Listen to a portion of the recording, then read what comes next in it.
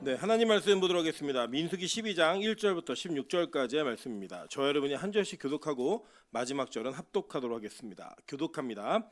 모세가 구스 여자를 취하였더니 그 구스 여자를 취하였으므로 미리암과 아론이 모세를 비방하니라.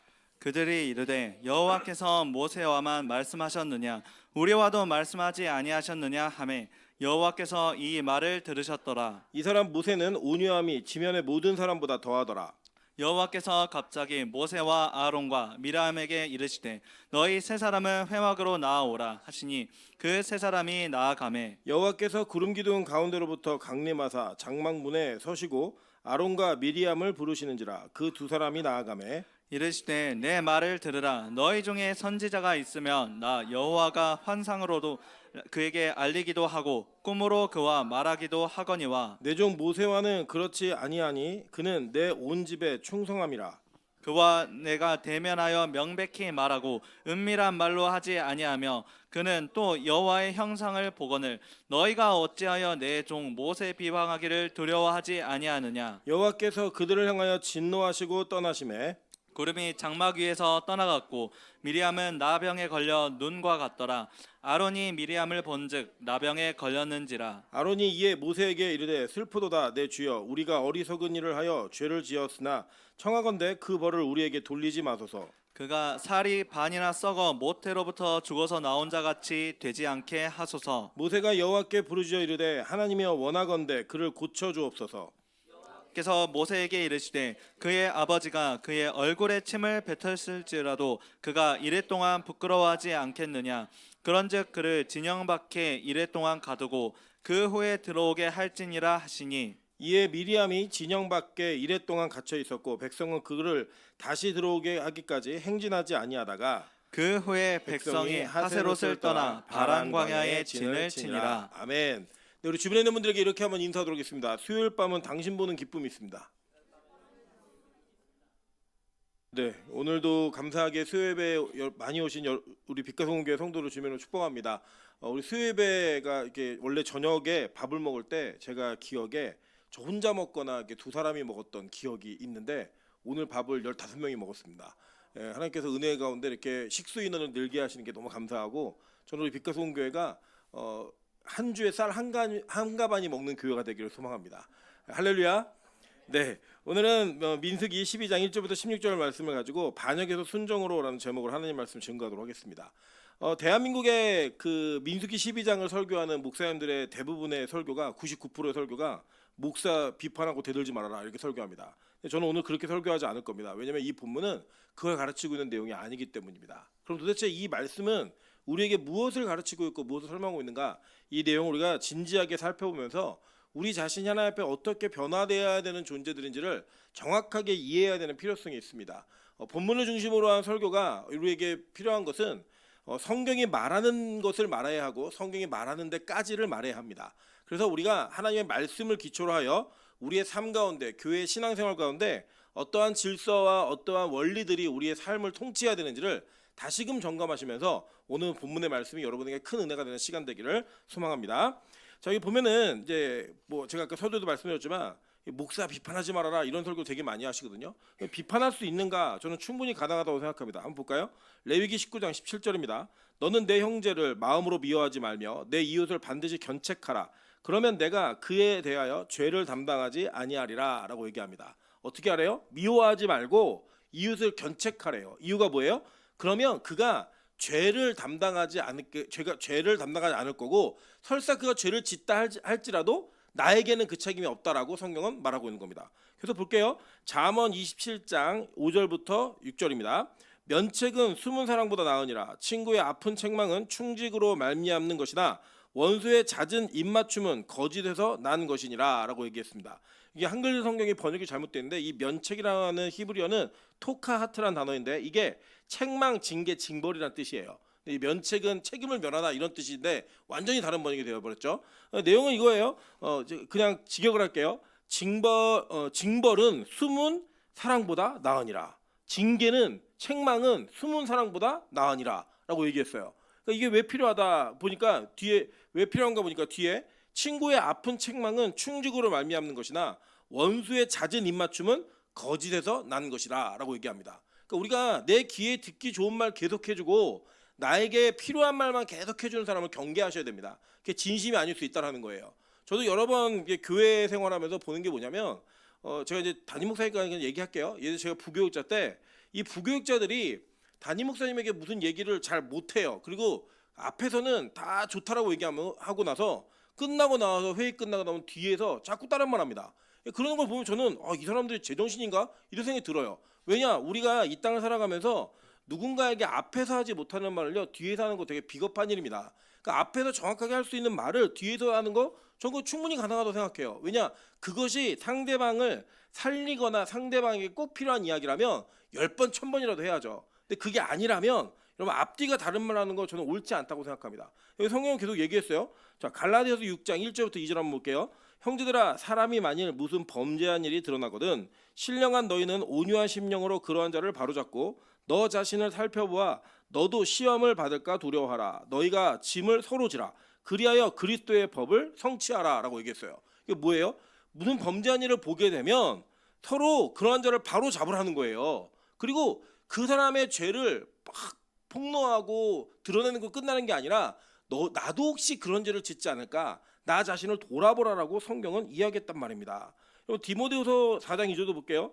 너는 말씀을 전파하라. 때를 얻든지 못 얻든지 항상 힘쓰라. 범사에 오래 참음과 가르침으로 경책하여 경계하며 권하라라고 얘기했어요. 그러니까 성경은 분명히 누군가에 대한 비판, 잘못된 것에 대한 바로잡음을 위한 그 이야기를 직설적으로 해주는 것을 성경은 일정 부분에서 허용하고 있다는 거예요. 근데 여러분 잘 보시면 이렇게 허용하는 이 범위가 어디냐?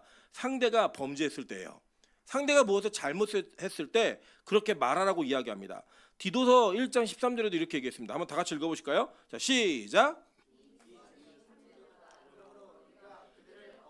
꾸짖으라. 이는 그들로 하여금 믿음을 온전하게 하고 유대 사람들의 명령을 따르지 않게 하려 함이라. 네, 이게 뭐라고 얘기하면 그들을 엄히 꾸짖으래요. 그죠?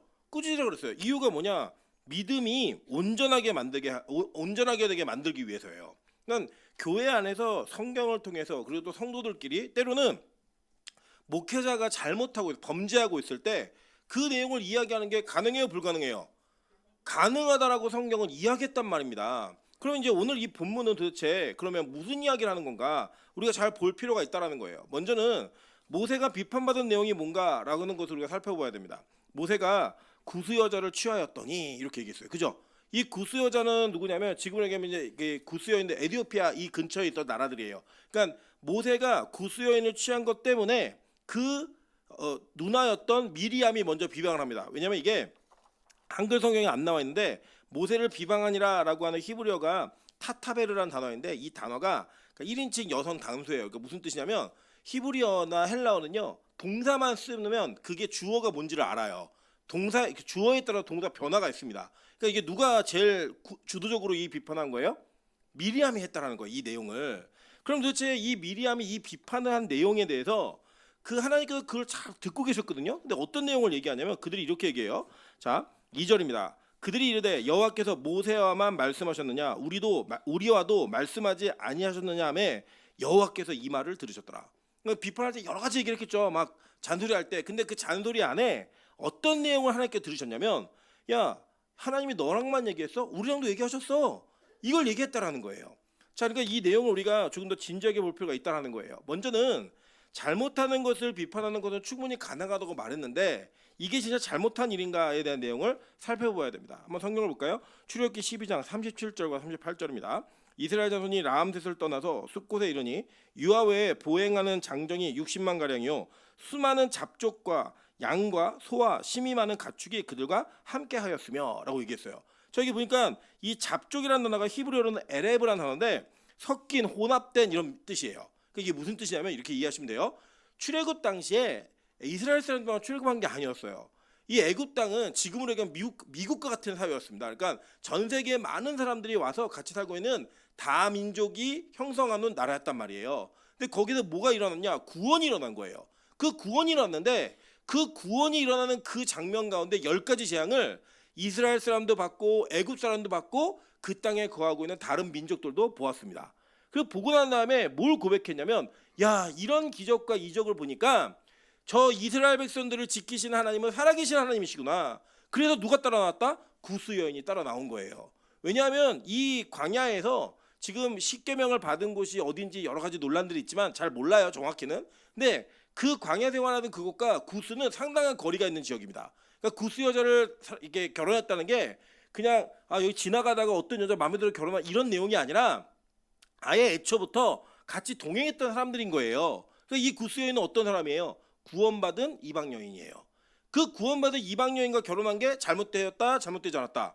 성경은 잘못되지 않았다라고 이야기합니다. 성경은요 뭘 금했냐면요, 이방 여인들과의 결혼을 통하여 다른 신을 따라가는 것을 금했습니다. 신명기 7장 1절부터 4절이에요. 내 하나님 여호와께서 너를 인도하사 내가 가서 차지할 땅으로 들이시고 내 앞에서 여러 민족과 헷 족속과 기르가스 족속과 아모리 족속과 가나안 족속과 브리스 족속과 히위 족속과 여부스 족속 곧 너보다 많고 힘이 센 7 족속을 쫓아내실 때에 내 하나님 여호와께서 그들을 내게 넘겨 내게 치게 하시리니 그때 너는 그들을 진멸할 것이라. 그들과 어떤 언약도 하지 말 것이요 그들을 불쌍히 여기지도 말 것이며 또 그들과 혼인하지도 말지니 내 딸을 그들의 아들에게 주지 말 것이요 그들의 딸도 내 며느리로 삼지 말 것은 그가 내 아들을 유혹하여 그가 여호와를 떠나고 다른 신들을 섬기게 함으로 여호와께서 너희에게 진노하사 갑자기 너희를 멸하실 것임이니라 라고 얘기했단 말이에요. 여러분 볼까요? 이 신명기 말씀에 의하면 이 신명기 말씀에 가나안에 있는 사람들과는 언약도 맺을 수 없었고 결혼도 할 수 없었어요. 근데 성경은요 누구를 소개하냐면요 기브온 족속을 소개합니다. 기브온 족속은 어느 족속이에요? 아모리 족속이었잖아요. 이 아모리 족속이 뭘 고백했냐면, 야, 하나님은 진짜 하나님이시니까 우리가 그 하나님의 백성에 빌붙어서라도 살아남아야겠다. 그래갖고 그들이 믿음을 소유했을 때 그들과 뭐가 이루어졌어요? 언약 관계가 이루어졌죠. 여러분 다 아시잖아요. 그 관계로 구원받은 자들이 되었다라는 거예요. 또 누가 있었어요? 라합이 있었죠. 라합은 이방 여인이었습니다. 근데 이방 여인이 뭘 고백해요? 야, 너희 하나님은 상처나지의 하나님이시다. 이 고백을 했더니 여러분 이 라합이 누구라 어느 지파로 시집가는지 아세요? 유다 지파로 시집을 가더라는 거예요. 그러니까 성경은 어떤 특정한 민족과의 결별이나 그 어떤 특정한 인종과의 결혼을 금지하는 것이 아니라 믿음이 없는 자와의 결혼을 금지하는 것입니다. 좀 극단적인 얘기는 하지만 이럴 수 있다는 거예요. 예를 들어 교회 안에서 A 청년과 B 청년이 만나는데 A가 믿음이 하나도 없어요. 그런데 우리가 그 두 사람의 결혼을 하면 야, 교회 안에서 결혼을 했으니까 이 두 사람은 믿음의 가정이다라고 얘기할 수 없다라는 거예요. 교회 안에 있지만 믿음이 없는 자와 결혼하는 것, 그게 뭐예요? 이방신을 섬기는 자와 결혼하는 거고 똑같은 거라고 성경은 얘기하는 겁니다. 반면에 이 교회는 다니지 않았는데 연애하면서 나는 교회 다닐 거야 라고 얘기해서 결혼하는 거 가능해요, 불가능해요? 가능하다고 성경은 우리에게 얘기해주고 있는 거예요. 그러니까 내 출신이 어디냐, 뭐 집안이 얼마나 믿었냐, 이게 중요한 게 아니라 누가 중요한 거예요? 그 결혼을 통하여 이 두 사람의 연합이 어딜 향해 갈 것인가, 이게 중요하다라는 겁니다. 여러분 믿음 있는 사람이 믿음 없는 자와 결혼을 하면 반드시 영적인 주도권을 가지고 있어야 된다는 거예요. 그 주도권을 놓치는 순간 그 결혼은 불신 결혼이 되는 겁니다. 또 엄격하지 않습니까? 성경은 이것을 우리에게 정확히 얘기했다는 거예요. 고린도후서 6장 14절부터 18절에 이렇게 얘기합니다. 너희는 믿지 않는 자와 멍에를 함께 매지 말라. 의와 불법이 어찌 함께하며 빛과 어둠이 어찌 사귀며 그리스도와 벨리알이 어찌 조화되며 믿는 자와 믿지 않는 자가 어찌 상관하며 하나님의 성전과 우상이 어찌 일치가 되리요. 우리는 살아계신 하나님의 성전이라. 이와 같이 하나님께서 이르시되 내가 그들 가운데 거하며 두루 행하여 나는 그들의 하나님이 되고 그들은 나의 백성이 되리라. 그러므로 너희는 그들 중에서 나와서 따로 있고 부정한 것을 만지지 말라. 내가 너희를 영접하여 너희에게 아버지가 되고 너희는 내게 자녀가 되리라. 전능하신 주의 말씀이라 하셨느니라 라고 얘기해요. 뭐라고 했냐? 우리를 성전으로 얘기했다고. 성전.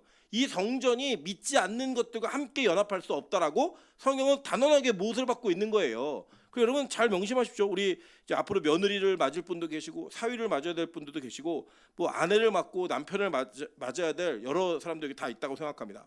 여러분 우리 안에 정말 믿음의 결혼이 뭔가 다른 거 아니고요. 그 사람에 대한 신앙 고백이 정확하게 스스로에게 있어야만 하고요. 그 신앙 고백을 통하여 그 결혼이 하나님께 가까이 가는 은혜의 통로가 열리는 것이 진짜 믿음의 연합이고 결혼이지. 여러분 그냥 껍데기만 믿는다고 결혼도 아니고 또 더 내가 나아가서는 우리 이제 여러 번 경험했던 교회들을 보면요. 권사님, 장로님, 집사님들이 얘기하는 게 우리 딸내미 시집 잘 갔어요. 우리 아들 장가 잘 갔어요. 얘기할 때 상대방이 가지고 있는 재력이나 사회적 위치를 더 높이 보더라는 거예요. 여러분 그거 깨버려야 됩니다. 왜냐하면 성경이 그걸 금지하고 있기 때문이에요. 그런데 도대체 왜 이 아론과 미리암은 이렇게 구스 여자는 분명히 하나님의 언약의 백성인데 이 결혼을 비판했을까? 사실은요. 그 결혼 자체가 잘못된 결혼이 아니라 그들은 이 기회를 사용하여서 리더십에 대한 찬탈을 하고 싶었던 마음이 있었기 때문입니다.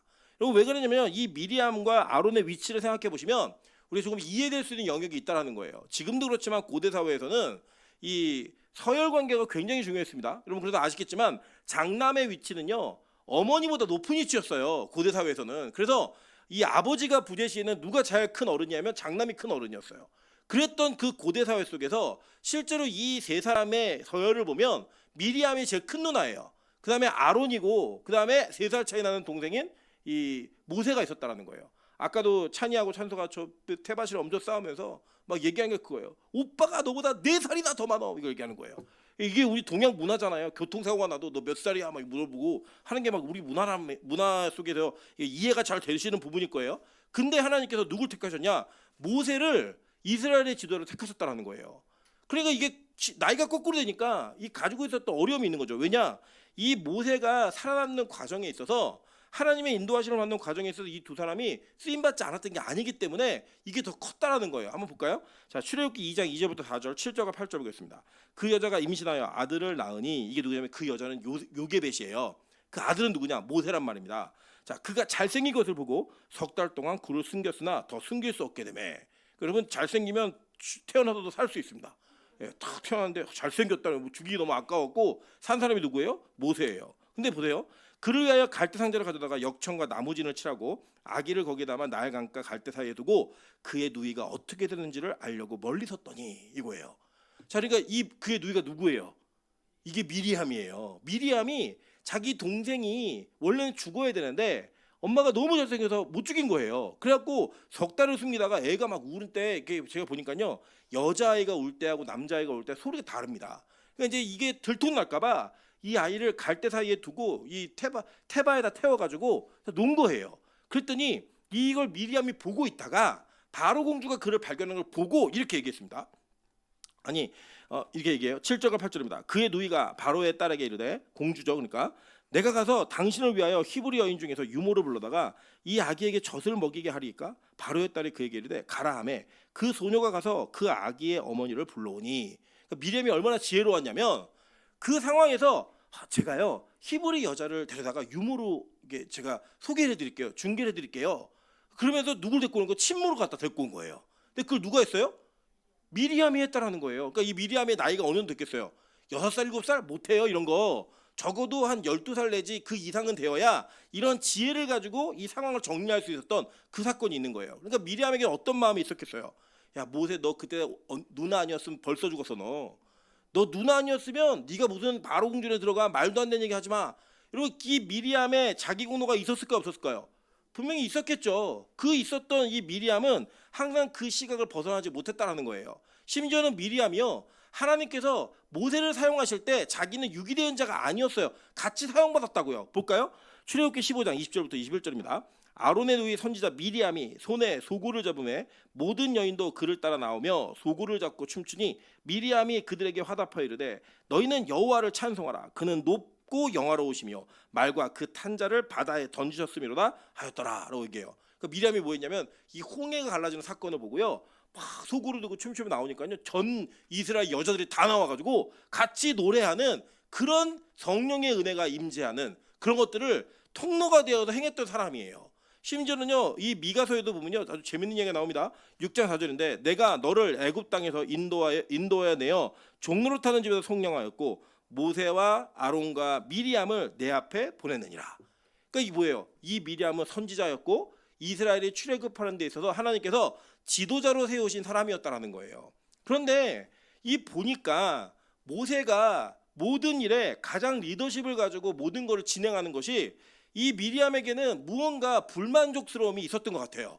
그런데 이게 뭐가 빌미가 됐냐? 구수여자와 결혼한 게 빌미가 되어서 이걸 비판하는데, 이 구수여자와 결혼한 것은 하나님 앞에 잘못된 게 아니었다라는 겁니다. 왜냐면요, 이 뒤에 하나님께서 구수여자의 결혼한 문제를 한 번도 다루질 않아요.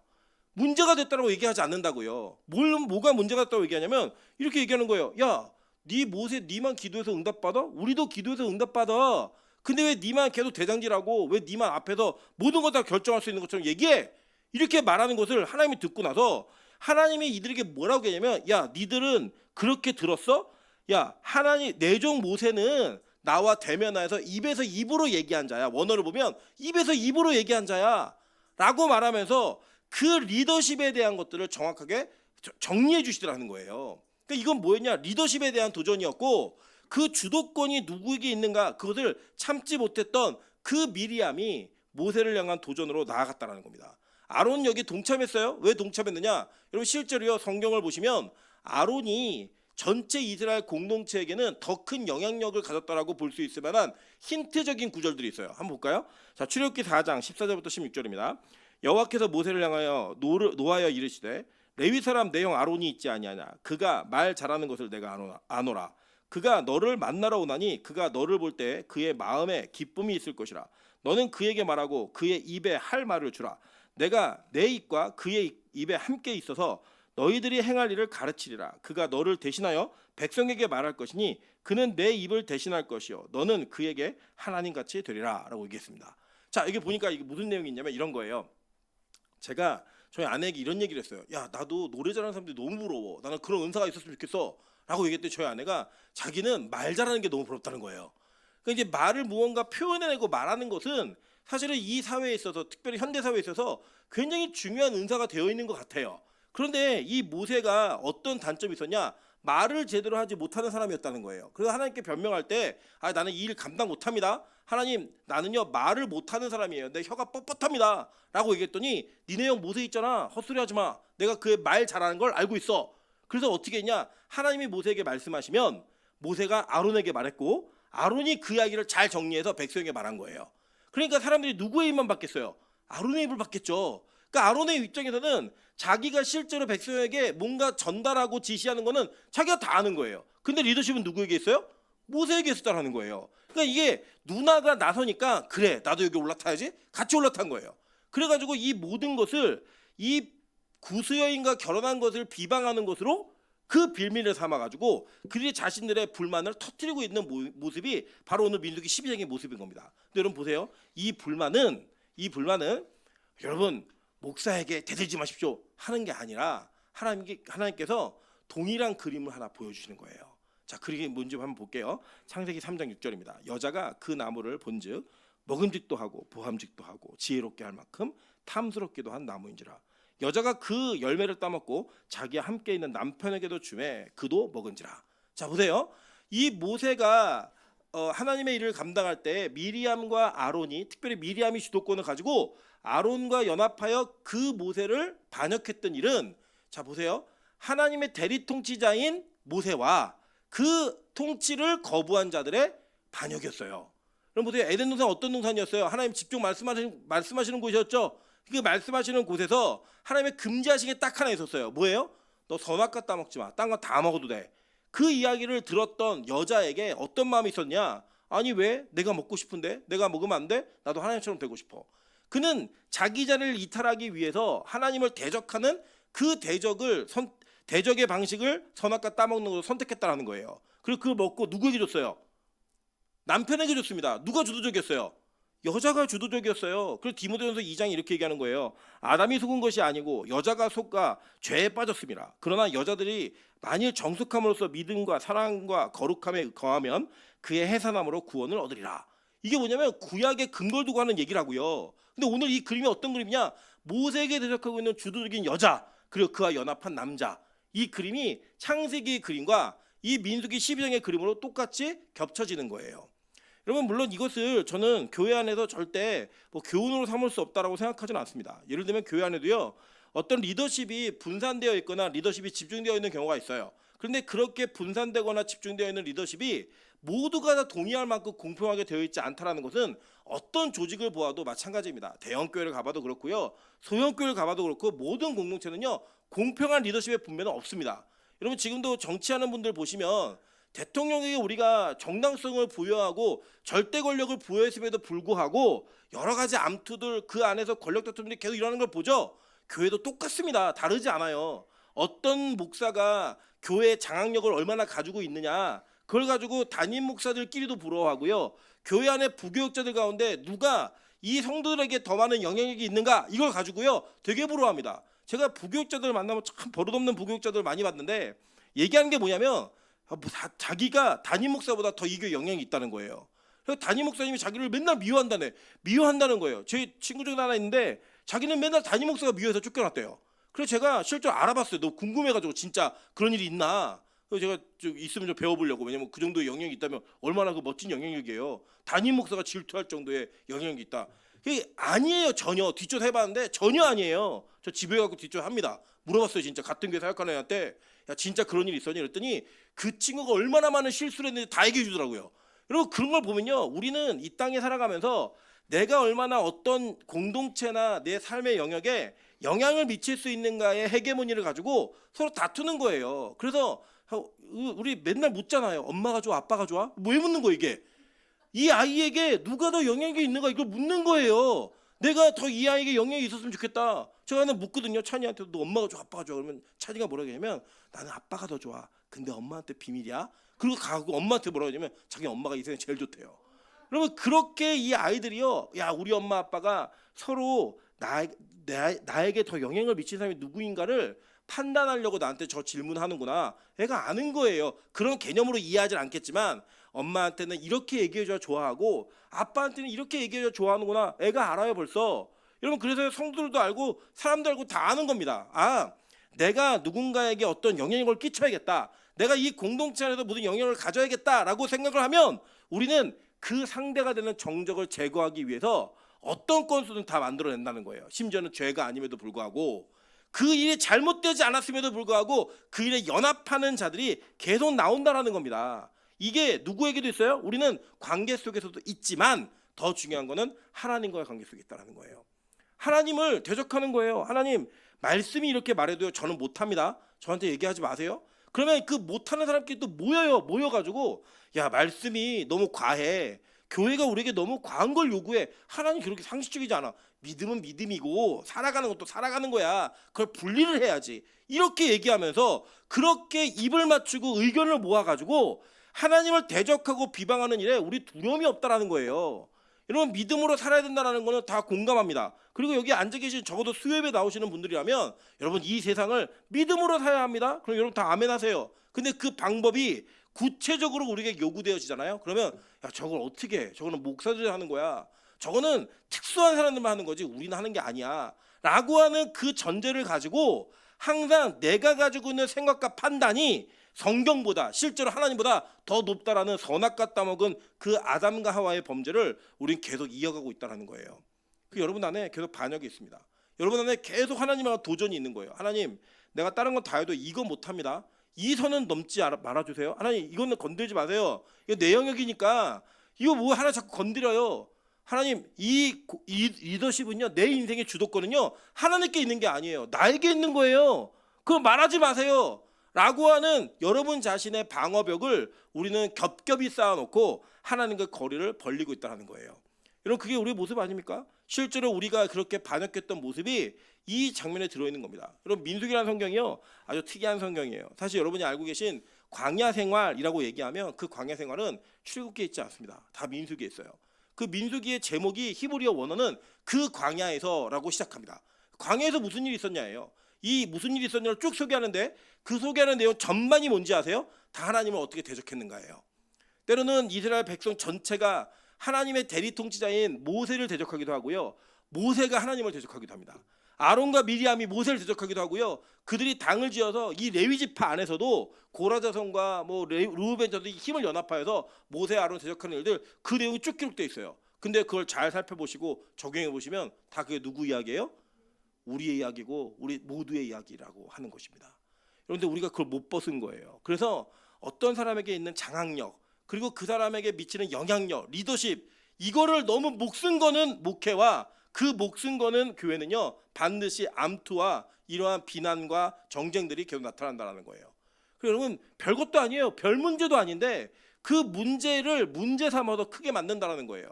제가 요새 보면요, 한국 교회 크고 작은 문제들이 자꾸 이슈가 됩니다. 물론 제가 생각할 때 그런 이슈들은 이전에도 있었어요. 분명히 비슷한 사례가 너무나 많아요. 많은데 특정한 언론사나 특정한 기자가 자신들의 공동체 안에서 영향력을 확보하기 위해서 그것을 마치 폭로하듯이 폭로해놓고 그 헤게모니의 주도권을 가지고 가려고 하는 모습이 있어요. 여러분 보세요. 기자들도 뭐 진실을 보도한다? 그런 거 없습니다. 어떻게 하면 클릭수가 많이 나올까? 어떻게 하면 나만 얘기할 수 있을까? 이걸 가지고 그렇게 얘기하면서 내 영향력이 얼마나인지를 확인하고 확보하는 거예요. 여러분 되게 취합니다. 여러분 그래서 예전에 그랬잖아요. 그 우리나라가 참 이런 문화가 많은데 막 장사가 잘 되는 맛집의 비법을 가지고 있는 시어머니가 그 마지막 양념을 만들 때 어떻게 해요? 다 나가게 하죠. 다 내보내요. 며느리도 내보내고 아들 딸도 다 내보냅니다. 왜 혼자 이걸 하죠? 내가 없으면 안 되는 공동체를 만들고 싶은 거예요. 내가 없으면 망하는 데를 만들고 싶어 하는 거예요. 한국교회도 그러더라고요. 보니까요, 담임 목사들이 내가 없으면 안 되는 공동체를 만들어 놓고 그렇게 만들어 놓은 걸 자랑해요. 어떤 권사 장로가 내가 없으면 우리 교회가 안 돌아간다는 것을 그렇게 이야기 듣는 걸 너무 기뻐합니다. 여러분 그게 우리 인간의 더러운 죄성이 그대로 드러나는 모습인 거예요.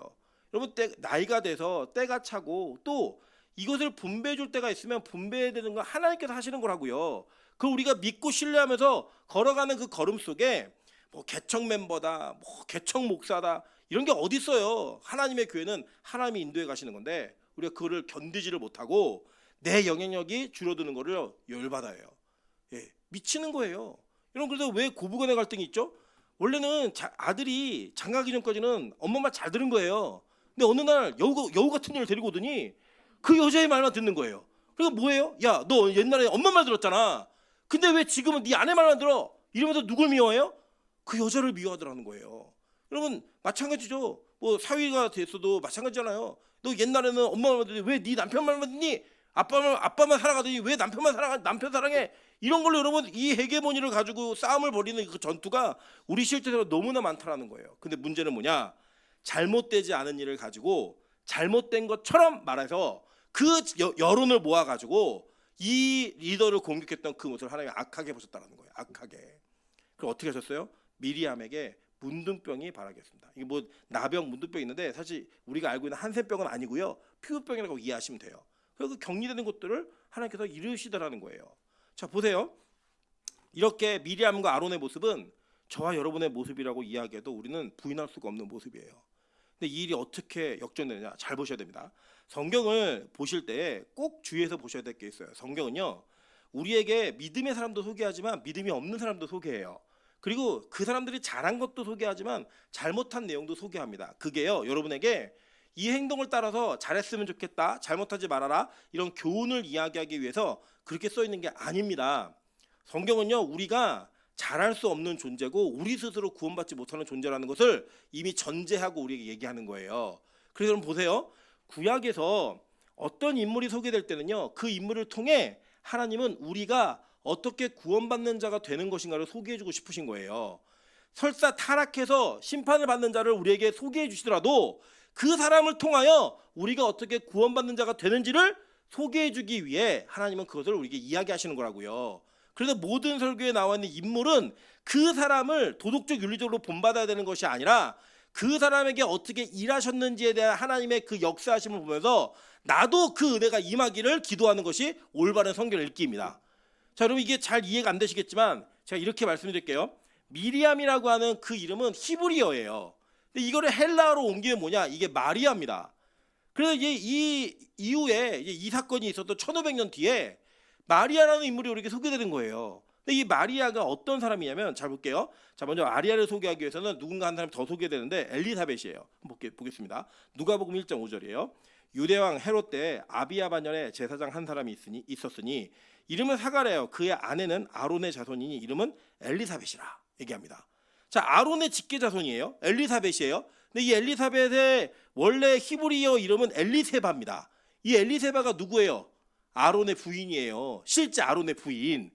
근데 그 이름을 타고 있는 그대로 가지고 있는 그 후대가 누구냐면 엘리사벳이에요. 근데 이 엘리사벳과 마리아가 미리암이죠. 미리암이 뭐라고 소개해요? 성경에선 친족이라고 소개하더라는 거예요. 한번 볼까요? 자, 누가복음 1장 35절부터 36절 다 같이 읽어보겠습니다. 여러분 시작. 지극히 높으신 이의 능력이 너를 덮으시리니 이러므로 나실 바 거룩한 이는 하나님의 아들이라 일컬어지리라. 보라, 내 친족 엘리사벳도 늙어서 아들을 배었느니라. 본래 임신하지 못한다고 자가 이미 6달이 되었나니. 자, 여기 보니까 뭐라고 하냐면 내 친족 엘리사벳도 이렇게 얘기했단 말이에요. 그러면 여러분 마리아가 엘리사벳과 친족이면 마리아에게는 어떤 혈통이 있는 거예요? 레위지파 혈통이 있는 거죠.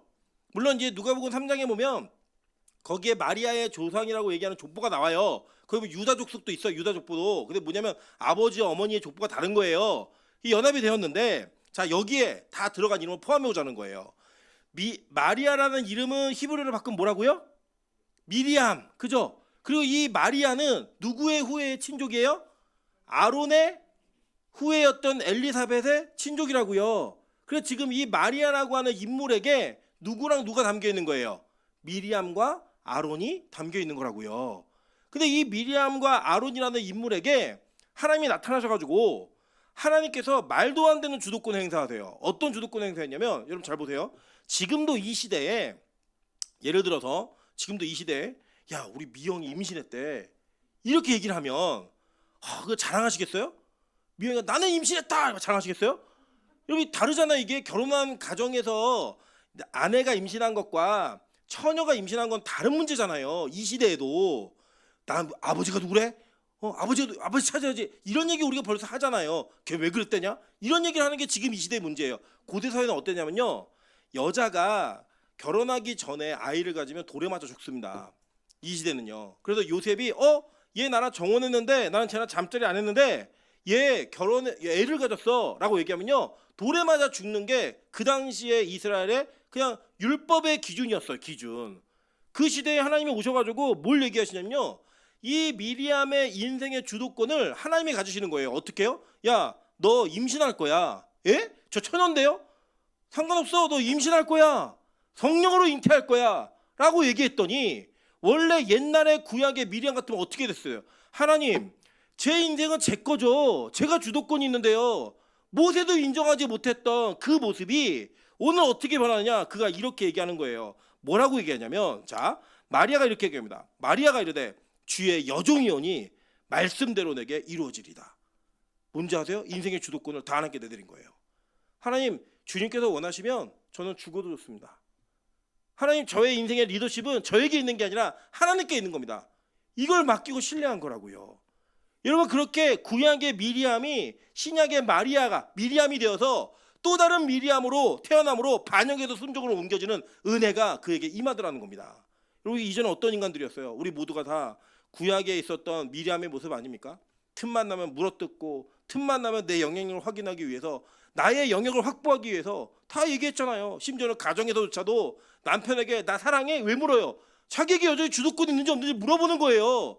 네가 나 사랑하면 이거 해줘야지. 자식에게도 왜 묻는 거예요? 그게 자기의 영향력을 확보하기 위한 방식이라고요. 여러분, 그래 교회 안에서도요. 그 목사나 교육자들이 크게 성경에 위배되지 않은 일이면 여러분 자꾸 모여갖고 비방하고 하느냐 하시면 안 돼요. 왜냐? 그것을 통하여 여러분에게 하나님께서 그것을 악하게 들으시면 하나님께서 그것을 가지고 여러분에게 리더십을 찬탈하려고 했던 그 반역의 죄를 그대로 물으신다라는 거예요. 어떻게 했는지 아세요? 격리시켜버렸어요. 격리. 교회 공동체로부터 격리시켰다고요. 여러분, 우리 안에 그러한 문제들이 있을 때 아니 하나님께서 이걸 처리할 거야. 제가 얘기하잖아요. 아까도 표서도 얘기했듯이 잘못해서 죄를 지었다 얘기하시라고요. 이건 목사님 이거 죄입니다. 전도사님 이거 죄예요. 하지 마세요. 말할 수 있어야 돼요. 마찬가지입니다. 우리 교회 장로님들 권사님들이 죄를 지으면 얘기해야 됩니다. 아무리 나이가 어린 청년이 할지라도 권사님 죄 지으시면 안 됩니다. 장로님 그렇게 범죄하시면 큰일 납니다. 라고 말할 수 있는 교회여야 돼요. 그런데 그게 아니라 목적이 그 죄를 지적해서 고치는 게 목적이 아니라 내가 저 사람 창피주고 내가 저 사람 위에 올라서야지. 내가 저 사람 머리 밟아버리고 내가 더 영향이 있다는 걸 확인해야지. 그런 의도라면 하나님 다 악하게 보신다는 거예요. 여러분 그런 의도로 이 교회가 시끄러지지 않기를 소망합니다. 마찬가지로 여러분 가정에서도 회사에서도 어디서든 간에요. 여러분 진짜 잘못한 죄를 지적하시려면 하세요. 근데 그 의도가 내가 저 상사를 창피주고 내가 상사보다 더 큰 존재라는 걸 알려야겠다. 내가 이 회사에서 누가 주도권이 있는지를 확인시켜줘야겠다. 하지 마시라고요. 성경은 그거 금했단 말입니다. 금했어요. 그게 뭐예요? 아담과 하와가 선악과를 따먹으면서 주도적으로 하나님께 대적했던 그 모습을 우리 그대로 따라하고 있는 거예요. 여러분 이 미리암이 그랬던 사람이었어요. 근데 그가 하나님께서 이 미리암을 어떻게 바꾸셨어요? 성령의 은혜가 임하니까 자기 부인하고 자기 주도권 내려놓고 주님께서 야 너 죽을 수도 있어. 너 이거 죽는 거야? 그 얘기를 요구하셨을 때 뭐라고 얘기해요? 주의 여종이오니. 옛날 한글 성경에 뭐라고 번역되면 주의 계집종이오니 이렇게 얘기했습니다. 자기 자신을 자기의 주도권이 없는 자로, 이 여종이라는 표현이요 여러분 노예란 뜻이에요. 하나님 저는요 여자 노예입니다. 저는 노예예요. 주님께서 시키신 대로 갑니다. 저의 주도권, 저의 영향력, 저의 가지고 있는 리더십 이런 거 없습니다. 주님이 저의 온전한 주인이시고 당신께서 하시는 대로 전 따라갑니다 라고 하는 것들을 고백하며 나아가는 자가 되었다고요.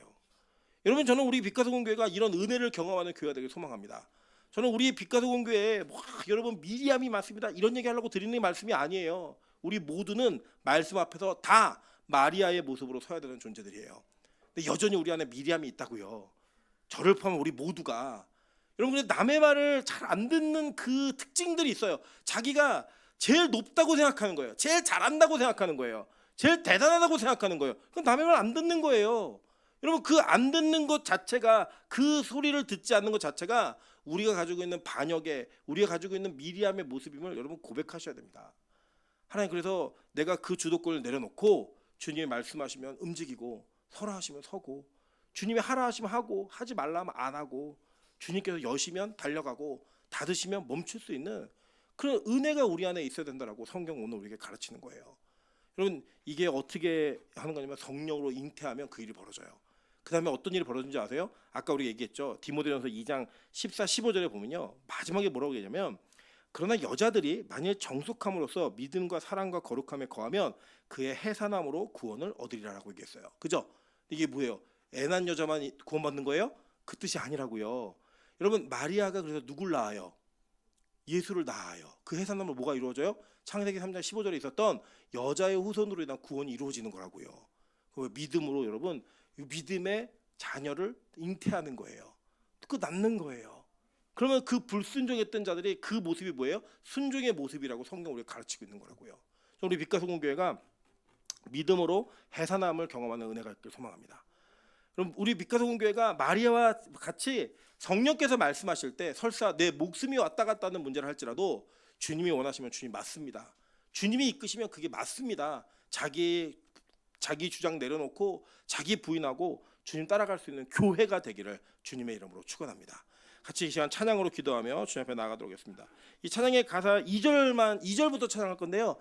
이 찬양의 가사를 보면요. 다음 넘겨주세요. 다음 페이지.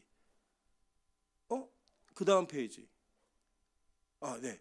자신의 3절이네요. 죄송해요. 자신의 생각을, 자신의 유익을, 자신의 고집을 버린 자, 주님 말씀에 온전한 순종과 믿음을 보일 자 누구인가? 이 찬양의 가사가 있어요. 이 찬양의 가사를 고백하시면서 하나님, 내가 여전히 미리암 같은 모습이 많은 자입니다. 하나님 나에게 마리아와 같은 모습을 허락해 주셔서 주님 부인하지 않고 주님 앞에 순종하는 모습으로 구원의 은혜를 경험하는 자가 되게 도와달라고 우리 찬양으로 기도하며 나아가도록 하겠습니다.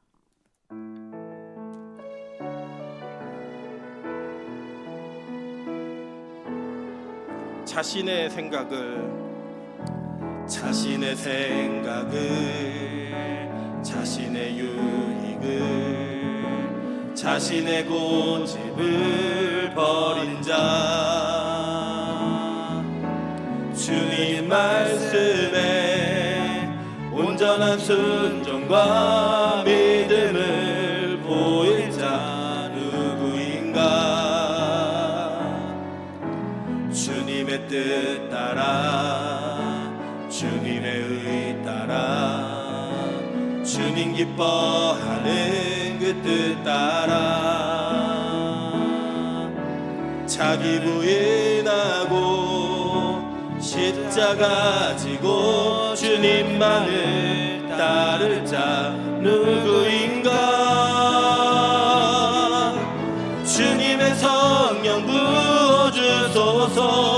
굳은 마음 제하시고 이 땅을 향한 주의 애끓는 맘 부사 무너진 교회 회복시키고 주 오실 길 예비하는 하나님의 사랑 그 마음 가진 자 주님의 마음에 합한 자로 세워주소서. 다시 한번 3절 찬양합니다. 자신의 생각을 자신의 유익을 자신의 고집을 버린 자 주님 말씀에 온전한 순종과 믿음을 보일 자 누구인가. 주님의 뜻 따라 주님의 의 따라 주님 기뻐하는 그 뜻 따라 자기 부인하고 십자가 지고 주님만을 따를 자 누구인가. 주님의 성령 부어주소서. 굳은 마음 제하시고 이 땅을 향한 주의 애끓는 맘 부사